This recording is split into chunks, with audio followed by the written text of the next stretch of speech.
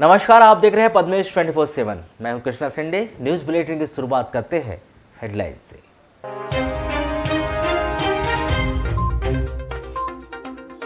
Cricket सट्टा के अवैध कारोबार में लिप्त राजनीतिक लोगों के नाम लेने से बच रही पुलिस, कई नामचीन लोगों का अब तक नहीं किया गया खुलासा।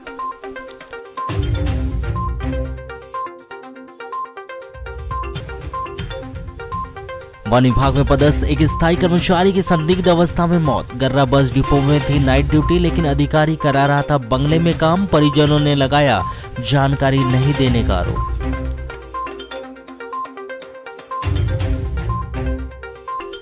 एनसीसी के स्थापना दिवस पर कैडेट्स ने निकाली रैली। 15 एनसीसी कैडेट्स साइकिल से रवाना हुए भोपाल।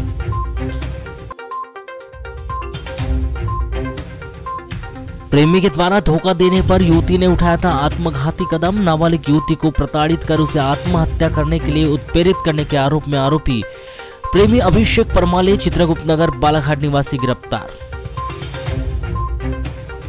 एक छात्र ऐसा भी जो घोड़े से आता है स्कूल। परसमड़ा क्षेत्र के ग्राम खैलांजी निवासी शासकीय माध्यमिक शाला में कक्षा 6वीं का छात्र है ललित कुमार कोड़ापे। कोतवाली पुलिस ने शातिर चोर मोन्टो उर्फ आदित्य चौहान से कोतवाली क्षेत्र में हुई 2 चोरी का खुलासा करते हुए उसके कब्जे से करीब 2 लाख रुपए के सोने चांदी के जेवरात, नकदी 12,500 और एक एलईडी को जब्त किया है। मध्य प्रदेश और महाराष्ट्र राज्य से सक्रिय इस अंतर्राज्यीय चोर ने 14 नवंबर की रात्रि नगर के वार्ड नंबर 28 स्नेह नगर से सोने चांदी के जेवरात, नकदी रुपए की चोरी की थी। वहीं सरेखा से एक एलईडी टीवी की भी चोरी की थी। शातिर चोर से अन्य चोरियों के संबंध में भी पूछताछ की जा रही है। कोतवाली पुलिस के मुताबिक 14 सितंबर की रात्रि बालाघाट नगर के वार्ड नंबर 28 स्नेह नगर स्थित राहुल सेवईवार के सोने मकान का ताला तोड़कर सोने चांदी के जेवरात, नगद 40,000 रुपए चोरी करने गए थे। वहीं इसी रात स्थित एक मकान पर एक एलईडी टीवी भी चोरी हो गई थी। इस मामले में अज्ञात आरोपी के विरुद्ध धारा 457, 380 भारतीय दंड विधान के तहत अपराध दर्ज कर जांच पड़ताल की जा रही थी। लगातार हुई इस चोरी को गंभीरता से लेते हुए अज्ञात चोरों को पकड़ने हेतु एक टीम को गठित किया गया था। इस दौरान मुखबिर के द्वारा सूचना मिली कि भरविली के शातिर चोर मोन्टो उर्फ आदित्य चौहान नीले रंग की अपने पिता की हीरो मेस्ट्रो स्कूटी से घूमता है, जो पिछले 2-3 दिनों से बहुत पैसा खर्च कर रहा है और जो सर पर टोपी भी लगाता है और उसके पैर में रॉड डली है, जिसके कारण वह लंगड़ा कर चलता है। मौके पर मिले सीसीटीवी फुटेज के आधार पर उस रात मौके पर घूम रहे चोर की पहचान मोन्टो उर्फ आदित्य चौहान से हुई। मुखबिर के द्वारा बताए हुए हुलिये के संदेही के मिलने पर संदेही मोन्टो उर्फ आदित्य चौहान को अभिरक्षा में लेकर पूछताछ करने पर उसने नगर के वार्ड नंबर 28 में एक मकान का ताला तोड़कर घर के अंदर गोदरेज की अलमारी में रखे सोने चांदी के जेवरात और नकदी राशि चोरी करना कबूल किया और उसी दिनांक को सरेखा से एक एलईडी टीवी चोरी करना भी स्वीकार किया। कोतवाली पुलिस ने शातिर चोर मोन्टो उर्फ आदित्य चौहान की निशानदेही पर उसके कब्जे से चोरी किए गए सोने चांदी के जेवरात, जिनमें 3 जोड़ी पायल, 1 जोड़ी करधन, 1 चांदी की कटोरी, 8 नग विछिया, चांदी के 6 सिक्के, चांदी की 2 मोतिया, 1 केसीओ कंपनी की हाथ घड़ी, नगद 12,500 रुपए तथा सरेखा से चोरी की गई एक एलईडी टीवी सहित 2 लाख रुपए के चांदी जेवरातों के अलावा घटना में उपयुक्त स्कूटी क्रमांक MP 50 S 7618 जब्त की गई, जिसकी कीमत 50,000 रुपए बताई गई। बताया गया कि मोन्टो उर्फ आदित्य चौहान मध्य प्रदेश और महाराष्ट्र राज्य में सक्रिय था। इसके विरुद्ध दोनों राज्यों में 25 से अधिक अपराध पंजीबद्ध है। इसके अलावा उसके विरुद्ध 2 बार जिला बदर की कार्रवाई भी हो चुकी है। शातिर चोर मोन्टो उर्फ आदित्य चौहान को कोतवाली पुलिस ने हिरासत में लेकर पूछताछ शुरू की है। इस चोर से अन्य चोरी के संबंध में भी खुलासा होने की संभावना व्यक्त की जा रही है। पिछले कुछ दिनों से लगातार शहर में चोरी की घटनाएं हो रही थी, जिसमें 12 नवंबर को प्रेम नगर में एक चोरी घटना हुई, जिसमें तत्काल थाने कोतवाली में अपराध क्रमांक 500/22 को पंजीबद्ध कर विवेचना में लिया गया। इसमें आसपास के क्षेत्र में सीसीटीवी कैमरा और लोगों से जानकारी प्राप्त करने पर मोन्टो उर्फ आदित्य चौहान के बारे में जानकारी मिली कि वह इस क्षेत्र में देखा गया था। वह भरवेली क्षेत्र का निवासी और उसके खिलाफ कई सारे अपराध है, पूर्व में भी पंजीबद्ध है। तो जिसको पुलिस ने पकड़कर पूछताछ शुरू की, तो उससे सख्ती से पूछताछ करने पे उसके द्वारा चोरी करना कबूल किया गया। सर, पूर्व में किस किस अपराध में लिप्त रहा है? इसके विरुद्ध लगभग सभी प्रकार के अपराध पंजीबद्ध है, मारपीट है, हो चोरी का हो, और महाराष्ट्र में भी कुछ अपराध इसके विरुद्ध पंजीबद्ध है। इसको 2 बार पहले जिला बदर भी किया जा चुका है तो इसकी शोहरत अपराध करने की पहले से है। कितना मशरूका बरामद? कुल मिलाकर लगभग 2.5 लाख रुपए का मशरूका जब्त हुआ है, जिसमें एक टीवी है, कुछ चांदी के जेवरात भी है।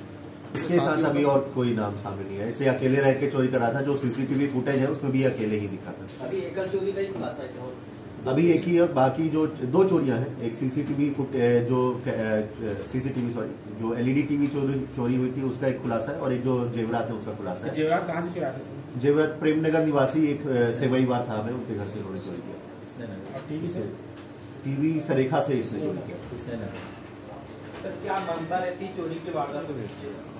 इससे प्रथम दृष्टया पूछताछ में यही सामने आया कि इसके पास पैसे नहीं थे, और ये उस रात को चोरी करने की मंशा से ही निकला था। तो आसपास के एरिया में इसने रेकी की, और जिस घर में इसे ताला लगा हुआ मिला वहां अंदर घुसकर इसने सामान चोरी करके ले गया। रेंजर कॉलेज स्थित डीएफओ बंगले में नाइट ड्यूटी कर रहे वन विभाग के स्थायी कर्मचारी की संदिग्ध स्थिति में मौत हो गई, जिनके परिजनों ने विभाग के वरिष्ठ अधिकारियों पर लापरवाही बरतने और उन्हें मामले की जानकारी नहीं दिए जाने का आरोप लगाया। मृतक का नाम नगर के वार्ड नंबर 6 मरारी मोहल्ला निवासी 55 वर्षीय कन्हैया पिता स्वर्गीय रतनलाल सिंगेश्वर बताया गया, जिनके परिजनों के द्वारा शव का पोस्टमार्टम करने की अनुमति प्रदान न करने पर अंतिम संस्कार के लिए शव उनके परिजनों के सुपुर्द कर दिया गया है। प्राप्त जानकारी के अनुसार वार्ड नंबर 6 निवासी कन्हैया सिंगेश्वर वन विभाग में स्थायी कर्मचारी के तौर पर पदस्थ था, जिसकी गर्राबाज डिपो में ड्यूटी थी। लेकिन अधिकारी लोग कर्मचारियों से डिपो में काम कराने के साथ साथ अपने बंगले में भी काम कराते थे। बताया जा रहा है कि शुक्रवार की रात कन्हैया की नाइट ड्यूटी रेंजर कॉलेज परिसर स्थित डीएफओ अथर्व गुप्ता के बंगले में लगाई गई थी। शुक्रवार की रात करीब 8 बजे कन्हैया घर में खाना खाकर ड्यूटी करने के लिए घर से निकला था, जो रेंजर कॉलेज परिसर स्थित डीएफओ अथर्व गुप्ता के बंगले में नाइट ड्यूटी कर रहा था। बताया जा रहा है कि रात्रि में नाइट ड्यूटी करने के दौरान उसकी तबीयत अचानक खराब हो गई। वह उसके साथ क्या हुआ इसकी किसी को जानकारी नहीं है, लेकिन शनिवार की सुबह करीब 8 बजे शुभम कुशाम नामक एक दूसरा दैनिक श्रमिक डीएफओ के बंगले में ड्यूटी करने पहुंचा तो उसने कन्हैया को अस्वस्थ हालत में पाया, जिसकी जानकारी उसने तुरंत अपने सहपाठी और डीएफओ को दी।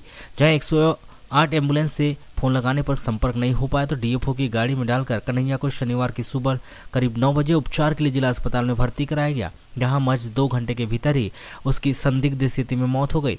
इस मामले में परिजनों ने विभागीय अधिकारियों पर लापरवाही बरतने का आरोप लगाया, जिन्होंने बीमार कन्हैया को जिला अस्पताल में भर्ती करने की जानकारी परिजनों को नहीं दिए जाने पर अपनी नाराजगी व्यक्त की। वहीं कर्मचारी की मौत की खबर सुनने के बाद भी वरिष्ठ अधिकारियों के मौके पर न पहुंचने पर नाराजगी जताते हुए इस मामले में भारी लापरवाही किए जाने का आरोप लगाया है। बाइट शुभम कुशाम, दैनिक सुबेलाल सिंगेश्वर मृतक का परिचय चाचा।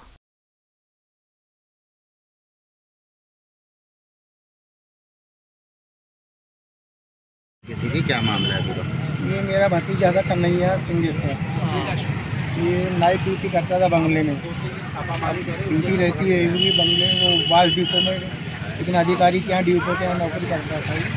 रात में सोने की ड्यूटी रहती थी, मैं चौकीदारी जो भी हूँ। सुबह अचानक ही तबीयत रात से ख़राब थी या कैसा पड़ा था, इसको सुबह वॉच किए तो उसका जो रिलीवर आता दिन का ड्यूटी करने वाला, उसने उसको देखा कंडीशन में तो अधिकारियों को बताया हो बंगले में, तो उनने 9:30-10 बजे यहाँ भर्ती की और भर्ती करने में उसकी शायद उसकी व्यवस्था नहीं हो पाई स्वास्थ्य के बारे में, इलाज इतना ढंग से नहीं हो पाया है। अभी क्या घटना हुई बोले थे अधिकारी हमको सूचना देना था। आपको अधिकारियों ने सूचना नहीं दी गया? कोई नहीं दी घर वालों को। मतलब हमारे बच्चे जो ऐसे पड़े रहे उनको हो सकता है हम अच्छी और व्यवस्था कर पाते हैं उनकी इलाज की। वो बॉडी ले आ रहे हैं घर में अपनी। अधिकारियों की लापरवाही से थोड़ा ये हमको ऐसा लगता है कि हमारा बच्चा हो सकता है सूचना देता तो उसकी सही व्यवस्था और इलाज की व्यवस्था कर देता। अधिकारी आया था यहाँ पे? नहीं आया, अधिकारी भी नहीं आया कोई। वो बोलते सुबह आया था 9-10 बजे, लेकिन हमसे मुलाकात नहीं। हम जब से अधिकारी के लिए रुके तो 2 घंटा आपके साथ थे, आप लोग भी थे वहाँ कि अधिकारी आने थे, उनको बोलेंगे कि भैया आपकी क्या जवाबदारी है, आपके यहाँ बंगले में नौकरी कर रहे हैं। और स्थायी क्या स्थायी? नहीं स्थायी। कहाँ ड्यूटी थी इनकी? वो बंगले में थी, डिपो साहब के यहाँ नाइट ड्यूटी। इनकी ड्यूटी गर्रा डिपो में है ऐसा करके बता रहे हैं। अब उतना तो साहब नहीं बताएंगे। पर अच्छा, क्या हुआ था कल ये ड्यूटी पे आए थे जब रात में? तो वो ठीक थे, उनकी व्यवस्था मतलब वो ठीक ही थे, उनकी तबीयत। और वो सवेरे जैसे ही मैं पहुंचा अपने शिफ्ट में तो वो बीमार टाइप के पड़े, फिर उनको इकट्ठे लाए और फिर यहाँ मतलब एडमिट करे। बीमार नहीं थे, एकदम सांस भी चल रही थी उनकी। फिर ये सब सहायक वायक हमने सब बंगले के कर्मचारी घर लाए यहाँ पे, उनको सूचित भी करे थे उनके लड़के लोगों को। तो लड़के लोग भी आए थे यहाँ पे। हाँ, वो लड़के लोग आए थे। अब मैंने बोला देखना भैया अपने हिसाब से। डेथ हो गई क्या लगता है भैया, क्यों हुई कि इनकी डेथ ऐसा कुछ? भैया मालूम नहीं इसके बारे में ऐसे। आपके डीएफओ साहब भी आए थे क्या, नहीं आए थे? क्यों सोनी? आए थे छोड़ने के। आए थे। क्या नाम है डीएफओ साहब का? गुप्ता साहब। उन्हीं के बंगले में ड्यूटी कर रहे थे जी। उपनगरीय बूढ़ी में 4 दिन पहले एक 16 वर्षीय नाबालिग लड़की ने प्रेमी के द्वारा धोखा देने से व्यतीत होकर फांसी लगाकर आत्महत्या की थी। कोतवाली पुलिस ने मर्ग जांच के उपरांत इस नाबालिग लड़की को प्रताड़ित कर उसे आत्महत्या करने के लिए उत्प्रेरित करने के आरोप में आरोपी अभिषेक पिता सुरेश परमाले 20 वर्ष चित्रगुप्त नगर बालाघाट निवासी को गिरफ्तार किया है।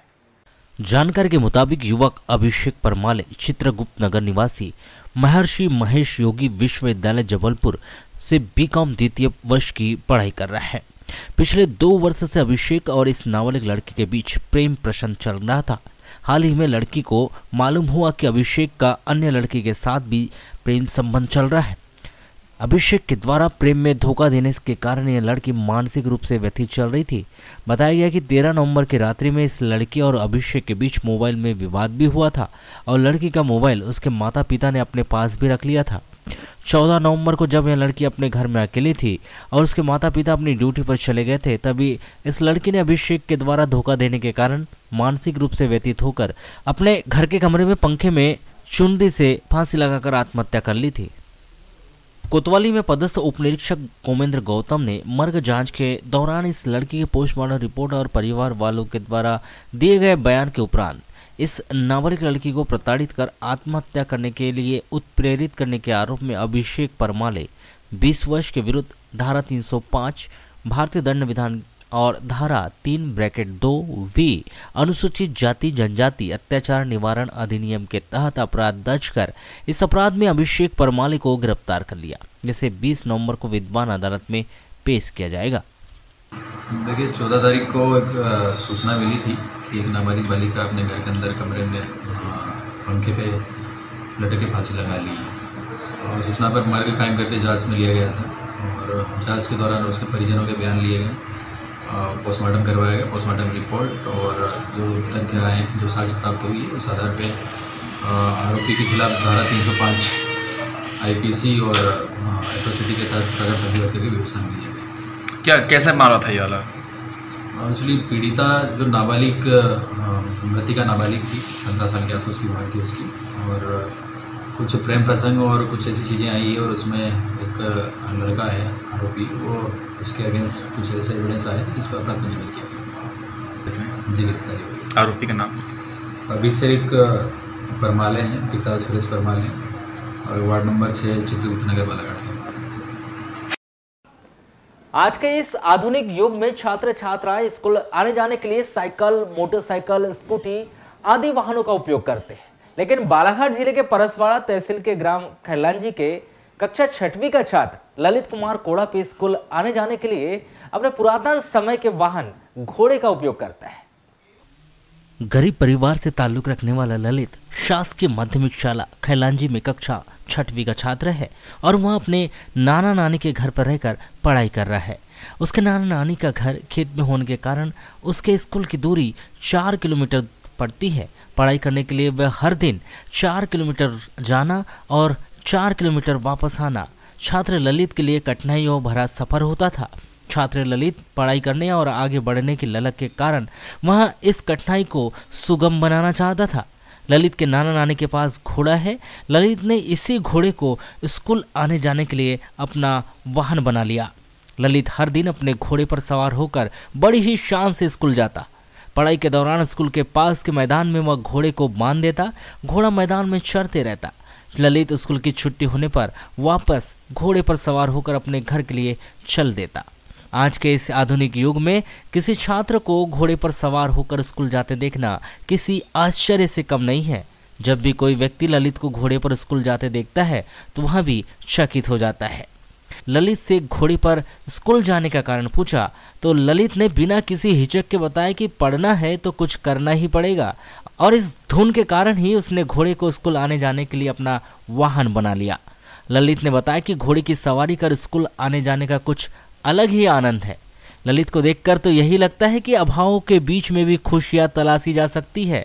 ललित की यही लगन दूरस्थ क्षेत्रों के अन्य छात्रों के लिए भी प्रेरणादायक है। रामपाली से 2 किलोमीटर दूर खैलांजी रोड पर ट्रैक्टर ट्राली पलटने से ट्रैक्टर की चालक और हमाल घायल हो गए। दोनों घायल, जिनमें ट्रैक्टर चालक राजेश पिता घनश्याम राउत व हमाल कोमल पिता दीनदयाल रांझेवार, दोनों ग्राम खैरी थाना खैलांजी निवासी को जिला अस्पताल बालाघाट में भर्ती किया गया है। काटो कागज को। प्राप्त जानकारी के अनुसार राजेश अपने गांव के अशोक माहूरकर का ट्रैक्टर चलाता है और कोमल ट्रैक्टर में हमाली करता है। 18 नवंबर को राजेश और कोमल ट्रैक्टर में ईंट भरकर वारासुनी लाए थे और वारासुनी में ट्रैक्टर ट्राली से ईंट खाली करने के बाद राजेश और कोमल दोनों ही खाली ट्रैक्टर लेकर अपने गाँव खैरी जा रहे थे। रात के 10 बजे करीब रामपाली से 1 किलोमीटर दूर खैलांजी रोड पर खैलांजी की ओर से तेज रफ्तार से आ रहे ट्रक को साइड देते समय अचानक ट्रैक्टर अनियंत्रित होकर रोड किनारे पलट गया। यह सड़क दुर्घटना में ट्रैक्टर चालक राजेश और हमाल कोमल दोनों ही घायल हो गए। दोनों घायलों को रामपाली के अस्पताल में भर्ती किया गया था, जहां से प्राथमिक उपचार के बाद उन्हें जिला अस्पताल बालाघाट रेफर किया गया है। वाराणसी से गाँव जा रहे थे। काय में जा रहे थे? ट्रैक्टर पे। निवार से क्यों आए थे? ईटा खाली करने। कहाँ हुआ ये? रामपाली के पास। बस अनबैलेंस हो गया, ट्रैक्टर पलट गया। रोड पे पलट गया? हाँ। सामने से कोई गाड़ी आ रही? सामने से ट्रक आ रहा था, उसको साइड देने के चक्कर में मेरा गाड़ी का टायर नीचे उतर गया तो पलट गया। कितने लोग? 2 लोग। लाख हिदायत के बावजूद भी नगर में यातायात नियमों का उल्लंघन कर बसों का संचालन किया जा रहा है, जहां ना तो बस चालक परिचालक ड्रेस कोड का नियम पालन कर रहे हैं और ना ही समय सारणी के अनुसार बसों को स्टैंड में लाया जा रहा है। जहां समय के पूर्व बस स्टैंड में पार्क की गई बसों के पहियों को यातायात पुलिस के द्वारा लॉक किया गया, तो वहीं अनिवार्य वर्दी नियम का पालन न करने वाले बस चालक परिचालक के खिलाफ कार्रवाई करते हुए राजस्व वसूला गया। इस पूरे मामले को लेकर की गई चर्चा के दौरान यातायात थाना प्रभारी आजकल कुछ ड्राइवर्स लोग जो हैं जिनके लिए यूनिफॉर्म पहनना अनिवार्य है और अपनी वेशभूषा धारण नहीं कर रहे हैं, तो उसी के तारतम्य में आज बस स्टैंड पर आकर देखा तो कुछ ड्राइवर्स ऐसे थे जो अपना यूनिफॉर्म नहीं पहने थे। तो सबसे पहले तो उनको हिदायत दी गई कि आपके द्वारा यूनिफॉर्म क्यों नहीं पहनी गई हो, जो एक निर्धारित यूनिफॉर्म है और जो निर्धारित कोड है उसको आप धारण करें। साथ ही जो आम जनता है, जो पैसेंजर है, उनसे आप अच्छे से व्यवहार करें। और उसके बाद वाहन के कागज चेक किए गए, तो कागज अगर कंप्लीट पाए गए हैं और यूनिफॉर्म नहीं पहने थे तो उसके ऊपर उनकी MBA के तहत कार्रवाई की गई। वारासुनी क्षेत्र के ग्राम पंचायत आलेझरी में 1.5 साल से स्वीकृत नल जल योजना का कार्य बंद पड़ा हुआ है, जिसको लेकर इस ग्राम में निवासरत ग्रामीण व जन प्रतिनिधियों में आक्रोश व्याप्त है। उनका साफ तौर पर कहना है कि जब नल जल योजना के लिए 1 करोड़ रुपए की शासन ने राशि स्वीकृत की है, तो फिर अधूरा कार्य अभी तक क्यों पूरा नहीं हुआ। बताया जा रहा है कि नल जल मिशन हर घर पानी योजना के रूप में आलेझरी पंचायत में यह योजना 2 से 3 वर्ष पूर्व स्वीकृत हुई थी, जिसकी टंकी तो बन गई मगर पूरे ग्राम में पाइपलाइन बिछाने का कार्य अधूरा पड़ा है। ऐसे में ग्रामीणों को पानी के अन्य साधनों के सहारे पानी लाना पड़ रहा है। यहाँ ग्राम पंचायत आलेझरी में जल जीवन मिशन के तहत शिवराज सिंह सरकार ने लोकार्पण किया था और वो जब योजना चालू हुई, इसकी लागत लगभग 1 करोड़ रुपया है। इसका 80% पैसा निकल गया, पर काम धरातल पर 25% मात्र। कोई किसी को पानी नहीं मिला, 2 साल हो गया और 1.5 साल से इसका काम बंद है, जिससे ग्रामीणों को पानी की बहुत बड़ी समस्या है। शुद्ध पानी नहीं मिल पा रहा है, जो कि शिवराज जी का और मोदी जी का लक्ष्य था कि शुद्ध पानी देना, वो देने में सरकार सफल है। अभी वर्तमान में कैसे पानी की व्यवस्था हो रही है? अभी लोग पी रहे पानी, कुएं का पानी। कुएं हैं यहाँ पर्याप्त? कुएं है ना, पर्याप्त है, उससे पानी पी रहे। कुएं का पानी आ रहा है, नल जल योजना बंद है, बनी ही नहीं है। अच्छा, आपके द्वारा शिकायत नहीं की है? आप जनपद सदस्य? हमने मौखिक रूप से शिकायत की है, पर अभी मंगलवार को जन सुनवाई कलेक्टर महोदय पर जाने वाले हैं। पूरे गाँव वासी? हाँ, नहीं कुछ लोग जाएंगे। 80 लाख रुपए निकलने के बाद यहाँ का 25%। पानी की परेशानी ये है कि टंकी तो बन चुकी है और नल जल योजना जो है का पाइपलाइन पूरी तरह क्षतिग्रस्त भी है और कहीं से रोड काटी गई है, उसको भी पूर्ण नहीं किया गया है और जनता को बहुत परेशानी हो रही है पानी के लिए। और आए दिन जनता अपने पास आती है कि भैया टंकी बनी है, पानी की व्यवस्था क्यों नहीं हो रही है, तो प्रशासन इस पर कोई ध्यान नहीं दे रहा है। बस इतना ही करना है। पानी की परेशानी बहुत है सर, बहुत दूर। कितनी जनसंख्या है? 2000 करीब है। बहुत दूर दूर से पानी लाते हैं, बहुत समस्या है पानी की। अब आप लोग क्या चाहते हैं? जल्दी ये टंकी का काम हो जाए और जनता को पानी पर्याप्त मिले। पाइपलाइन बिछ गई पूरी गाँव में? आधी अधूरी है, कहीं बिछी है कहीं नहीं बिछी है। तो आप लोग ये चाहते हैं कि शीघ्र ये काम हो? शीघ्र काम। अधिकतम कितने दूरी से पानी लाना पड़ रहा है? और 1 किलोमीटर दूरी से लाना पड़ रहा है पानी। वहीं इस मामले में पद्मेश 24/7 को दूरभाष पर जानकारी देते हुए पीएचई विभाग के अनुविभागीय अधिकारी प्रकाश सूर्यवंशी ने बताया कि लगभग हमारी नल जल योजना की लाइन तैयार है, कुछ छोट-मोट कार्य बचे हुए हैं जिन्हें भी शीघ्र पूर्ण करवाकर यह नल जल योजना पंचायत के सुपुर्द कर दी जाएगी। श्री सूर्यवंशी ने बताया कि विद्युत कार्य ही बचा है, जिसके लिए बकायदा खंभे भी आ गए हैं, जिनका भुगतान भी कर दिया गया है। शीघ्र ही हम इस ग्राम में नल जल योजना प्रारंभ कर देंगे। बालाघाट जिले में चल रहे अंतर्राज्यीय सट्टे के अवैध कारोबार में पिछले कुछ दिनों से जारी कार्रवाई पर बयानबाजी करने से बालाघाट पुलिस अब तक बसती नजर आ रही थी, जहां इस मामले में चुप्पी साधे पुलिस अधिकारियों ने शनिवार को कोतवाली थाने में एक पत्रकार वार्ता का आयोजन कर इस पूरे मामले में अपनी चुप्पी तोड़ी, लेकिन इस मामले में खुलकर बयान देने से वे बसते हुए नजर आए। हालांकि आयोजित इस पत्रकार वार्ता में नगर पुलिस निरीक्षक अंजुल एंग मिश्रा ने स्वीकार किया कि बालाघाट में अवैध तौर पर चलाए जा रहे सट्टे के कारोबार में कुछ आरोपी खेल जगत तो कुछ आरोपी राजनीतिक पार्टियों से जुड़े हुए हैं। लेकिन आरोपी किस किस पार्टी से जुड़े हैं, उन आरोपियों में किन किन लोगों के नाम समावेश है, इनका खुलासा पुलिस के द्वारा नहीं किया गया। वहीं सट्टे के अवैध कारोबार में नामचीन आरोपियों और शासकीय कर्मचारियों के नामों का खुलासा करने से भी पुलिस बसती हुई नजर आ रही है। प्रांजल जैन के द्वारा जिन लोगों के विरुद्ध भी नाम बताए गए हैं, उनके विरुद्ध हमने कार्रवाई शुरू कर दी है और आगे आप लोग को जानकारी मिलेगी। कुछ राजनीतिक पार्टी से भी बिलोंग करते सर? लगभग सभी प्रकार के लोगों की जानकारी मिली है। कुछ खेल से जुड़े हुए लोग हैं, कुछ राजनीतिक पार्टी, कुछ शासकीय कर्मचारी हैं। तो जो भी है उनका नाम हमने अपनी जानकारी में लिया है और उनके विरुद्ध। शनिवार को आयोजित पत्रकार वार्ता में सीएसपी श्री मिश्रा ने बताया कि अब तक सट्टे के अवैध कारोबार में लिप्त मुख्य आरोपी प्रांजल जैन सहित अन्य आरोपियों की गिरफ्तारी की गई, जिनकी निशानदेही पर इस अवैध कारोबार में लिप्त करीब 32 लोगों के खिलाफ मामला दर्ज कर उन्हें नोटिस जारी कर पूछताछ की जा रही है। वहीं लक्की बोपचे, सोनू किरतानी और पवन सहित अन्य आरोपी फरार है, जिनकी जल्द ही गिरफ्तारी किए जाने की बात सीएसपी मिश्रा के द्वारा कही गई। इसमें अपराध क्रमांक 490/22 पंजीबद्ध करके जो इस खेल में संलिप्त बुकीज थे और जो खेलने वाले थे, लगभग सभी के विरुद्ध हमने नोटिस जारी करके उनको पूछताछ के लिए बुलाया है। जो मुख्य आरोपी थे उनको गिरफ्तार करके उनसे भी पूछताछ की है। तो जिले भर में जो नेक्सस सामने आया, सबको हम जानकारी इकट्ठा कर रहे हैं और हमने की भी है और सभी को नोटिस जारी करके उनसे पूछताछ कर रहे हैं और बृहद स्तर पर इसमें पुलिस अधीक्षक महोदय के निर्देश पर कार्रवाई की जा रही है, जिससे भविष्य में इस प्रकार से किसी भी कारोबार पर रोक लगाई जा सके। जो इसमें मुख्य आरोपी है प्रांजल जैन, वो लगभग पिछले 3-4 सालों से सट्टे का काम कर रहा था। उसके साथ और भी साथियों के नाम भी आए हैं जिनको हम लोगों ने नोटिस जारी किया है। ये सभी मिलकर कभी अलग अलग होकर, कभी मिलकर साथ में काम करते हैं। कुछ लोगों को सर्टिफाइड किया है नोटिस लगभग अभी हम लोगों ने 32 लोगों को जारी किया है, सबको मिला।